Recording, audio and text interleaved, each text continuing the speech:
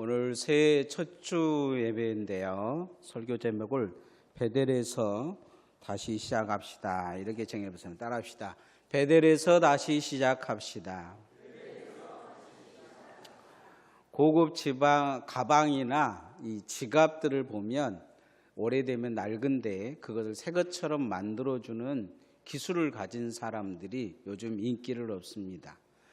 그걸 리폰샵이라고 이야기를 하는데, 어떤 유명한 리폰샵에 전화 한 통화가 왔어요. 어떤 남자가 전화해서 대뜸 거기 사람도 리폼 시켜주나요? 이렇게 물었어요. 그러니까 이 사장이 뭐야? 하고 소리를 질렀는데, 가만히 목소리를 들어보니까 자기가 잘 아는 사람이에요. 뭐야? 장난치는 거야? 그렇게 이야기하니까 이 사람이 하는 말이, 아니, 이 신문에 보니까 김태촌이라는 사람이 죽었다는데, 그 사람 보니까 교도소에서 예수 믿고 뭔가 밖에 나와서 이 조영기 목사님한테 세례도 받고 인생이 바뀐 것 같더니 죽을 때까지 예수님 팔아먹고 나쁜 짓 하고 죽는데 진짜 사람이 리폼이 되느냐, 이렇게 묻더라는 거죠. 이 사람들은 어떤 사람들이냐면 한때 김태춘 밑에서 조폭 생활했던 사람들이죠. 그런데 이 리폼샵 사장도 그런 조폭 사람이었는데 교도소에서 자신의 인생을 예수님 믿고 바꾸고, 그리고 리폼 기술을 배워가지고 그렇게 리폼샵의 최고의 장이 돼서 살아가니까 왜 어떤 사람은 바뀌고 어떤 사람은 바뀌지 않느냐, 그것을 묻고 싶어서 이 사장에게 그런 이야기를 하는 걸 볼 수 있습니다. 우리가 이제 새해가 됐는데 하나님은 우리에게 새롭게 살 수 있는 시간을 주셨어요.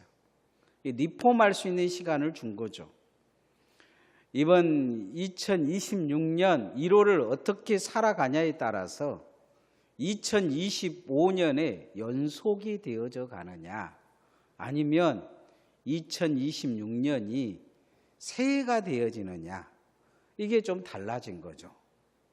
그냥 집에 있는 달력이 새것 걸려가지고 작년 12월 달에 하나 뜯어내듯이 1월 달에 똑같이 뜯어낸다면 아무 의미 없는 2026년 한 살 더 먹어가는 세월이 되어질 것입니다. 오늘 성경에 보면 망가질 대로 망가진 한 사람이 나옵니다. 하나님이 계속 그를 찾아가시면서 말씀하셔요.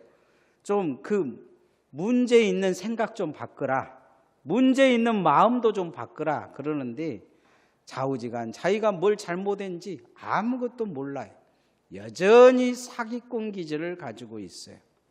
하나님이 리폼할 기회를 여러 번 주셨는데 늘 실패해요. 그래 이제 마지막 리폼의 기회가 옵니다. 이 야곱은 베델에서 전에 하나님을 만났어요. 형 예서가 죽이려고 하자 도망가다가 이곳에서 하나님을 만나서 이 하나님 앞에 뭔가 여러 가지 조건을 겁니다. 나를 돌아오게 하면 11조도 드리고, 뭐 하나님이 내 하나님이 될 것이, 여기는 하나님의 성전이 될 것이다, 예배하는 사람으로 살겠다고 한 거죠. 돌아와서는 베델의 근처에 가지도 않아요. 야복나루 강가에서 그렇게 죽을 위기가 겪어서 하나님이 살려줬는데도 불구하고 여전히 지렁이처럼 옆에 사람들이 근처에 가까이 가기가 그렇죠는 징글징글한 좌우지간 이 야곱, 지렁이 같은 야곱, 그런 삶을 삽니다. 그런데 하나님이 그에게 다시 한번 기회를 주신데, 첫 번째 그의 삶에 바꾸라고 요구하고 있는 게 뭐냐? 예배부터 바꾸라고 요구하고 있습니다. 예배부터 바꾸라는 거죠. 오늘 우리도 마찬가지입니다. 새해가 됐는데 하나님 앞에 여러분이 무엇을 바꿔갈 것이냐? 예배부터 회복하시기를 소원합니다. 따라합시다. 예배부터 회복합시다. 목회가 인생의 중반에 이제 점점 젖어드는데 가끔은 신방을 가다 보면 지금이야 이제 우리 성도들은 그런 사람이 없지만 초신자들이 이렇게 신방 예배를 드리다 보면 꼭 신방할 때 전화가 와요. 전화가 오면 핸드폰을 들고 나갈 때가 있어요. 끄고 이제 잠시 이렇게 빨리 돌아오면 괜찮은데 신방이 이제 새로운 사람 데리고 놓고 예배를 드리는데 핸드폰 들고 나가서 안 들어오는 거예요. 그러면 목사가 아주 난감해요. 이 설교를 계속 해야 돼? 멈춰야 돼? 그럴 때 이제 설교를 멈출 때가 있어요.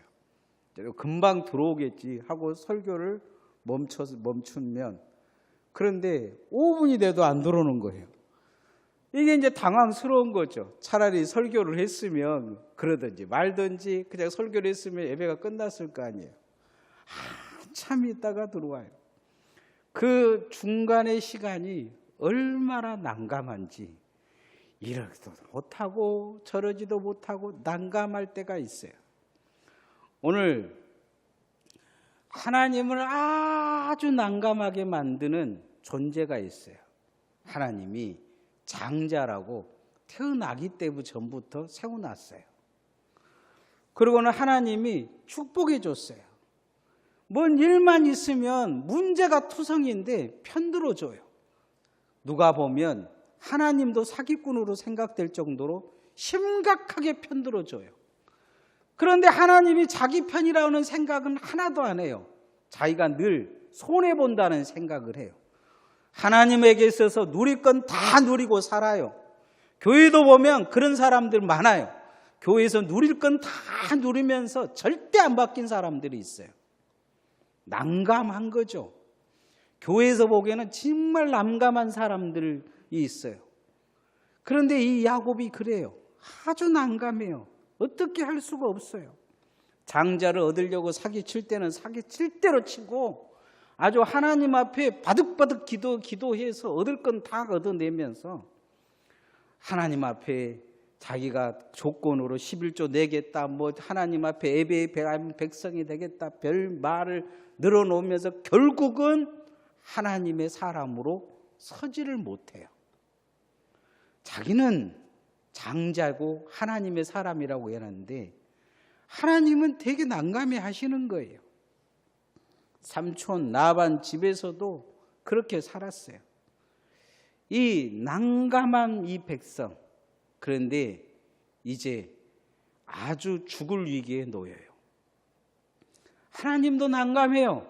이게 구해줘야 될 것인가, 그냥 죽게 내버려 둬야 될 것인가. 그래서 하나님이 마지막으로 리폼할 기회를 주셔요. 베델에 올라가서 예배하라 이야기합니다. 35장 1절 말씀 읽어보십시다. 시작.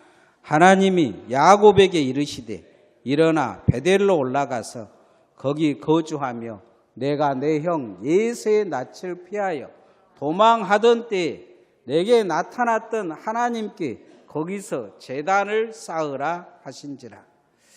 이 난감한 인생 하나님이 마지막 기회를 주셔요. 사람들은 자기 자신이 잘난 줄 알아요. 똑똑한 줄 알아요. 뭐가 돼야 된 줄 알아요. 그런데 하나님이 난감해 할 거라는 생각은 하진 않아요. 하나님이 세워놓으면 난감한 거죠. 가장 기본적으로 하나님이 지금 장자라고 하나님이 유일하게 하나 지금 세워놓으려고 세워놨는데 예배 하나 제대로 못 드리는 인간이에요. 하나님 앞에 와서 기도 하나 제대로 못 해요. 11조 드리는 거 아까워가지고 베델에 올라오지를 않아요. 자신의 욕심을 부리기 위해서는 바득바득 내 것 저것 찾으면서 형한테 사기치고 아버지한테 사기치고 삼촌 나한테도 사기치며 하나님 내 편 늘어달라고 그렇게 붙들어 늘어지면서도 하나님은 이용해 먹고 아주 하나님은 모른 척해요. 누가 봐도 그에게는 하나님이 없어야 돼요. 하나님이 안 붙들어줘야 똑바로 살아요. 근데 하나님이 늘 편들어 주신 거예요. 그래도 어쩔 수가 없어요. 하나님이 사랑하시고 택하셨으니까. 그래서 하나님이 마지막 기회를 주시는 거예요. 베델로 올라가라. 내 형 예서의 낯을 피하여 도망할 때 그때 하나님이 네가 거기서 하나님의 집을 삼겠다는 그곳에 돌아가라고 이야기하는 것을 볼 수가 있어요. 하나님을 믿는다면 예배부터 회복하시기를 소원합니다. 사단도 하나님을 믿어요. 그러나 하나님이 원하는 믿음이 아니죠. 자신이 정말로 원하는 쪽으로 하나님을 끌고 가고 하나님을 무너뜨리려고 했던 믿음이에요. 성도도 하나님 앞에 바른 믿음은 어디서 나오느냐? 예배 드리는 데서 나와요. 예배를 회복하면 하나님 앞에 바로 설 수 있어요. 그래서 이 야곱에게, 이 난감한 야곱에게 예배부터 좀 제대로 드려봐라 얘기하시는 거예요. 새해는 하나님의 성전을 가까이 하고 여러분도 하나님 앞에 예배를 회복함을 통해 난감한 인생이 아닌 하나님이 자랑하고 칭찬하며 세울 수 있는 인생 되어지기를 소원합니다. 야곱에게 예배를 회복하라 하시면서 이렇게 말씀하자 야곱이 하나님 앞에 가까이 나아가기를 지금 두려운 거예요. 그래서 이제 내가 하나님 앞에 나아가려면 뭘 어떻게 해야 될 건가를 뒤돌아보는 거죠. 그 앞에 누가 있었느냐? 자기 자식들이 있는 거예요. 자기 자식들을 보니까 꼭 자기인 거예요. 사기꾼인 거죠. 근데 자기보다 더해요. 그래도 야곱은 사람을 죽이지 않았어요. 속여서. 근데 이제 별짓 다 하는 자식들이 자기 눈앞에 있는 거예요. 그리고 그걸 보니까 귀걸이에는 우상을 달고 있고 생각하는 것은 이것은 사기꾼이 아니고 살인마들인 거예요. 그래서 야곱은 그런 생각을 가져요. 내 성품과 가치관도 바꾸어야 내 자식들이 바뀌겠다는 생각을 가져요. 우리도 예배를 제대로 드리고 신앙생활을 제대로 하려면 예수님의 가치관과 성품으로 나를 바꿔야 돼요. 따라하십시다. 예수님의 가치관과 성품으로 나를 바꿉시다.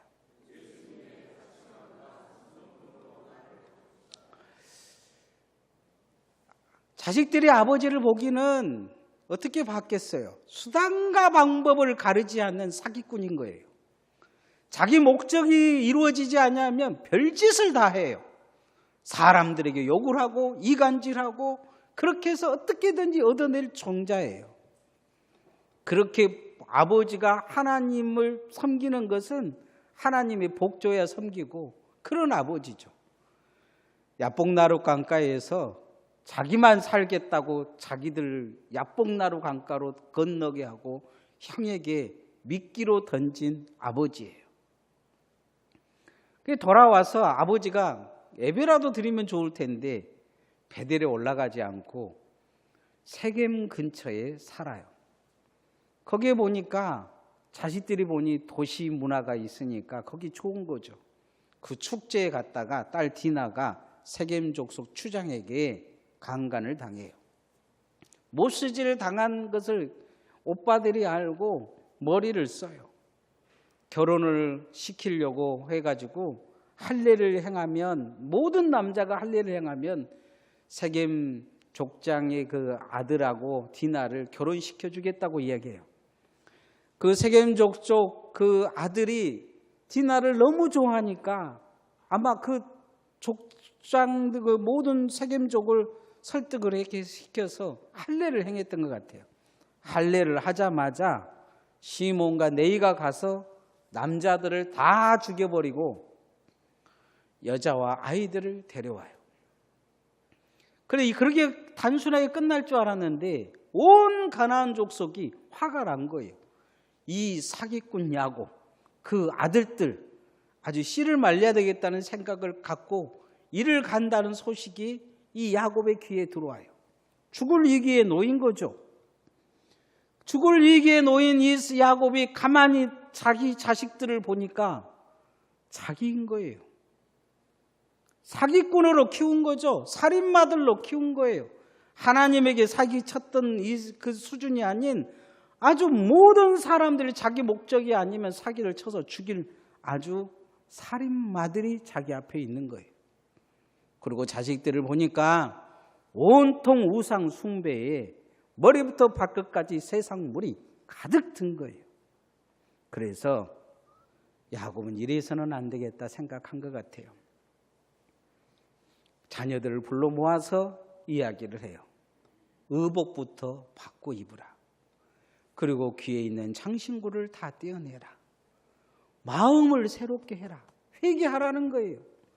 나도 회개할 테니까 너희들도 회개해라. 내가 사기꾼으로 산 인생이라는 것을 기억하고 하니까 너희들도 그렇게 살면 하나님의 저주받아 다 죽을 수 있다. 우리가 마음을 새롭게 하고 하나님을 만나러 가자. 예배하자 이야기합니다. 2절 말씀 읽어보십시다. 시작.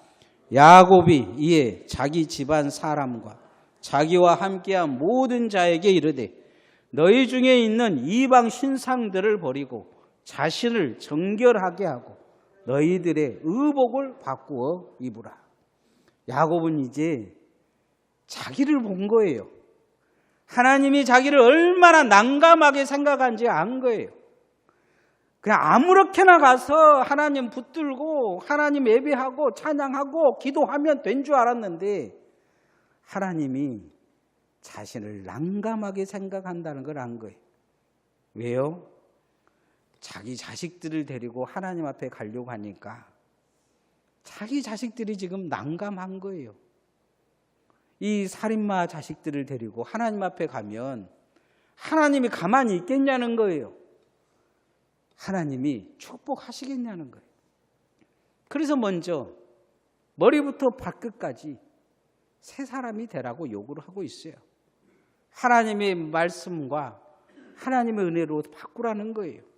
그리고 이제 가서 하나님께 예배하자 이야기를 합니다. 야곱은 지금 절박한 그 마음이 있는 거예요. 아, 이제 믿음의 장자로 내가 살아야 되겠구나. 내가 믿음으로 살아야 되겠구나. 내가 잘못 살았구나 생각한 거죠. 세상에 그 물질을 얻기 위해서 명예 얻기 위해서 별짓을 다 했던 야곱. 하나님의 성품, 하나님의 가치관이 없었던 거죠. 우리도 야곱에게 주어진 이 기회처럼 새해를 하나님이 주셨는데 새해의 옷을 입으면서 예수님의 가치관과 예수님의 성품을 입으려고 애를 써야 될 줄 믿습니다.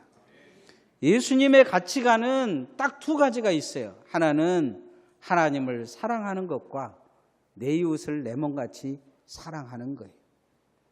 그게 내 몸에 익혀져야 돼요. 신앙생활은 다른 것을 익히는 게 아니에요.